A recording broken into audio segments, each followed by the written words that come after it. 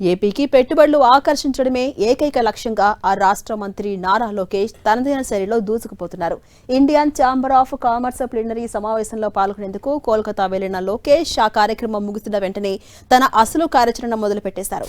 5 గంటల వ్యవధిలో 17 మంది పారిశ్రామికవేత్తలతో విడివిడిగా సమావేశమై ఏపీలో పెట్టుబడులు పెట్టాలని ఆహ్వానించారు లోకేష్.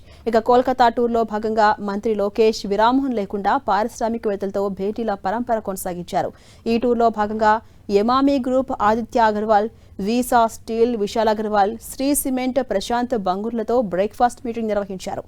ఐటీసీ చైర్మన్ సంజీవ్ పురితో భేటీ అయ్యి రాష్ట్రంలో కొనసాగుతున్న హాస్పిటాలిటీ ప్రాజెక్టులు, కుప్పంలో ఏర్పాటు చేస్తున్న హార్టికల్చర్ క్లస్టర్ల పురోగతిపై సమీక్షించారు. ఇక శ్యామ్ ఫెర్రో చైర్మన్ బ్రిజ్ భూషణ్ అగర్వాల్తో సమావేశమై ఏపీలో రాబోయే వారి గ్రీన్ఫీల్డ్ స్టీల్ ప్లాంట్కు ప్రభుత్వం నుంచి పూర్తి సహకారం అందిస్తామని హామీ ఇచ్చారు. అనంతరం కోల్ ఇండియా లిమిటెడ్ ప్రతినిధులతో సమావేశమై ఏపీ జెన్కోతో భాగస్వామ్యం, పునరుత్పాదక ఇంధనం, రేర్ ఎర్త్స్ వంటి రంగాల్లో కలిసి పనిచేసే అవకాశాలపై చర్చించారు. ఇక విక్రమ్ సోలార్ నాయకత్వంతో భేటీ అయ్యి ఏపీలో సోలార్ సెల్, బ్యాటరీ తయారు యూనిట్ ఏర్పాటుకున్న అవకాశాలను పరిశీలించారు లోకేష్.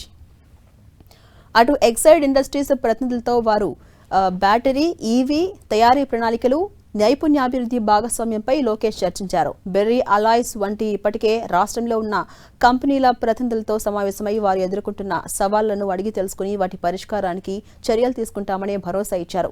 ఐసీసీ, ఐటీ సభ్యులతోనూ ప్రత్యేకంగా సమావేశమైన ఏపీలోని ఐటీ, జీసీసీ రంగంలోని అవకాశాలను వివరించారు లోకేష్.